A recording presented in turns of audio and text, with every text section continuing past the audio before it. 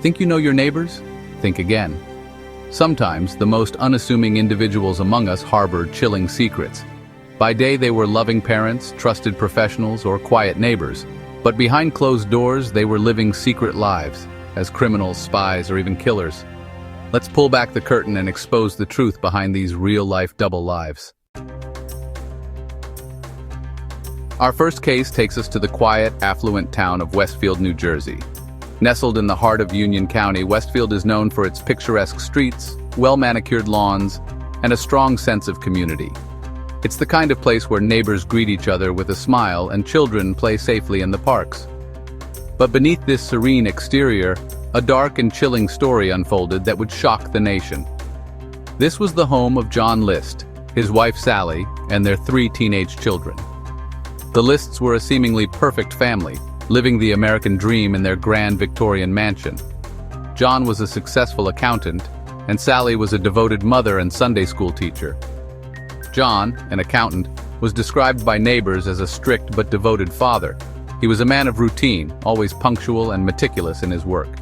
His colleagues respected him for his professionalism, and his family relied on him as the primary breadwinner. Sally, a Sunday school teacher, was known for her kindness.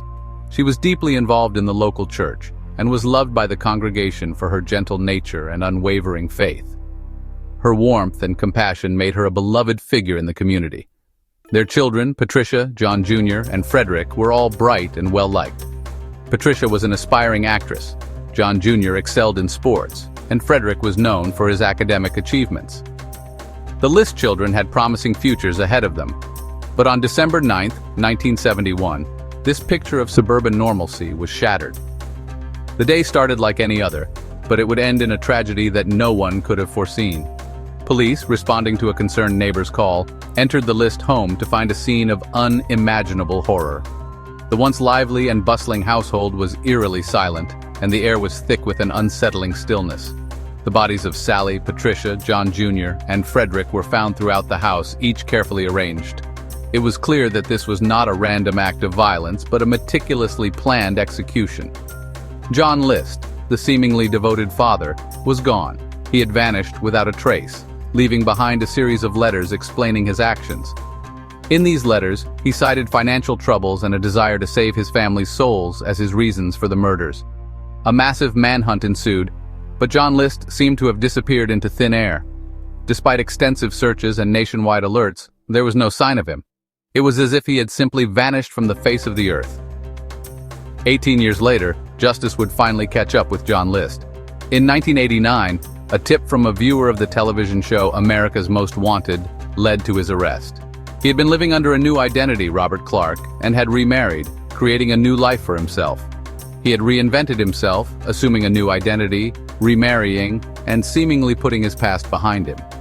But the past has a way of catching up, and John List was finally brought to justice for his heinous crimes.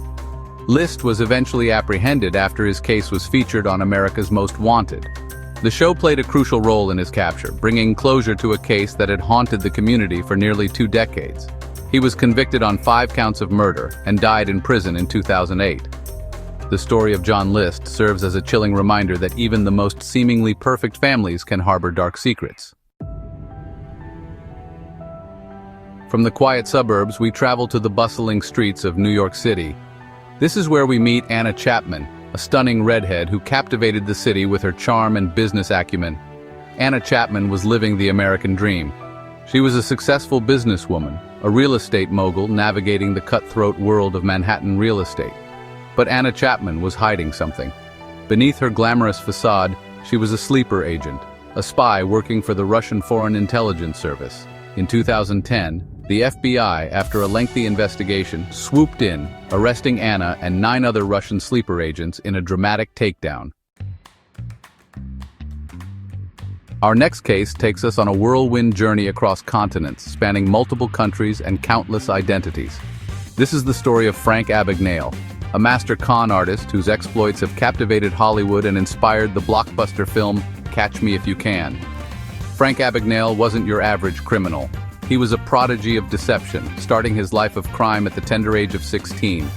He was a chameleon, a master of disguise, able to transform himself at will. From a pilot to a doctor and even a lawyer, his ability to assume new identities was unparalleled.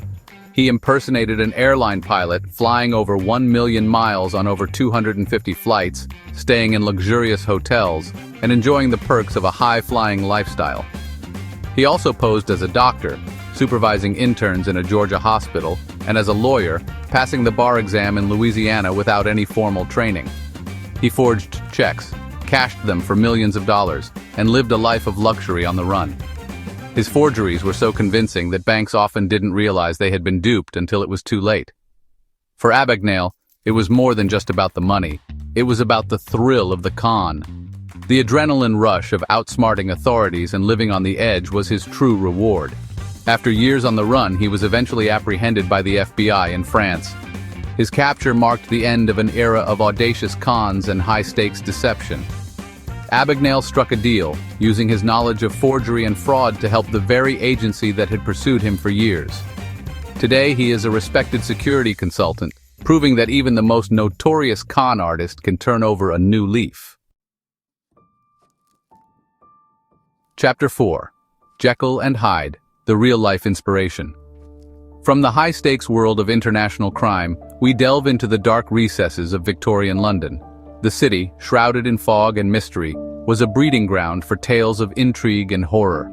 The story of Jekyll and Hyde, a respected doctor who transforms into a monster, has captivated audiences for over a century. This duality of human nature, the struggle between good and evil within a single person, is a theme that resonates deeply with readers and viewers alike. But few realize that the inspiration for this chilling tale came from a real-life figure, Deacon Brodie. Born in 1741, William Brodie was a man of many talents and contradictions. By day, William Brodie was a respected craftsman and deacon of his guild. He was a skilled cabinet maker, known for his fine craftsmanship and attention to detail. He was a pillar of the community, a man of impeccable reputation. His social standing and professional success made him a trusted figure in Edinburgh society. But by night, Brodie transformed, shedding his respectable facade to become a house burglar and gambler. He led a double life, indulging in vices that starkly contrasted with his daytime persona. Brodie's double life was a carefully guarded secret. He used his skills as a craftsman to create duplicate keys, allowing him to access the homes of Edinburgh's wealthy residents without arousing suspicion. He used his knowledge of Edinburgh's wealthy homes, gained through his legitimate business, to plan and execute his crimes. His intimate understanding of the city's elite allowed him to exploit their trust and rob them with ease. For years, Brodie managed to maintain this charade. His ability to balance his two lives was nothing short of remarkable, and he continued his criminal activities undetected for a significant period. Eventually, Brodie's luck ran out. His criminal activities caught up with him, and he was arrested, bringing an end to his double life. He was tried, convicted, and hanged for his crimes. The tale of Deacon Brodie serves as a haunting reminder of the duality that can exist within a single person, a theme that Robert Louis Stevenson masterfully explored in his timeless story of Jekyll and Hyde. Chapter 5. The Fake Rockefeller, Clark Rockefeller's Web of Lies. This is the story of Christian Gerhardsreiter, a man who spun a web of lies so elaborate that he convinced the world he was a Rockefeller heir. For years, Gerhardsreiter lived a lie, inhabiting the persona of Clark Rockefeller with chilling authenticity. He moved among the elite, charming socialites, art dealers, and even marrying into a wealthy family. In 2008, Gerhardsreiter's carefully constructed facade finally crumbled. After a bitter custody dispute with his ex-wife, he abducted their daughter, leading authorities on a nationwide manhunt. The man who had presented himself as a scion of American aristocracy was revealed to be an imposter. Chapter 6. The Family Man Who Vanished, Christian Longo's Shocking Crimes. From the outside, Christian Longo appeared to be a devoted husband and loving father, but behind the facade of normalcy, a storm was brewing. Christian, plagued by financial troubles and facing mounting debts, began to spiral. Then, in December 2001, the unthinkable happened. The Longo family vanished from their Oregon home, leaving behind a trail of unanswered questions. The bodies of Mary Jane and the 3 children were discovered, their lives tragically cut short. Christian Longo, the man who had vowed to protect them, was nowhere to be found. Chapter 7: The BTK Killer, Dennis Rader's Reign of Terror. For over 3 decades, the citizens of Wichita lived in fear of the BTK Killer. The BTK Killer's reign of terror began in 1974 with the brutal murders of the Otero family. What authorities and the public didn't know was that the BTK Killer wasn't some shadowy figure lurking on the fringes of society. He was Dennis Rader, a seemingly ordinary man living a seemingly ordinary life. Rader was a husband, a father, a church leader, and a respected member of his community. For years, Rader lived this double life, compartmentalizing his crimes, separating the monster within from the persona he presented to the world. We've just explored 7 chilling cases of real people living double lives. These stories remind us that appearances can be deceiving and that evil often hides in plain sight. The man next door, the friendly face at the grocery store, the person sitting next to you right now, you never truly know what secrets they might be hiding. If you see something that seems off, if someone's behavior raises red flags, don't dismiss it. Stay safe, everyone.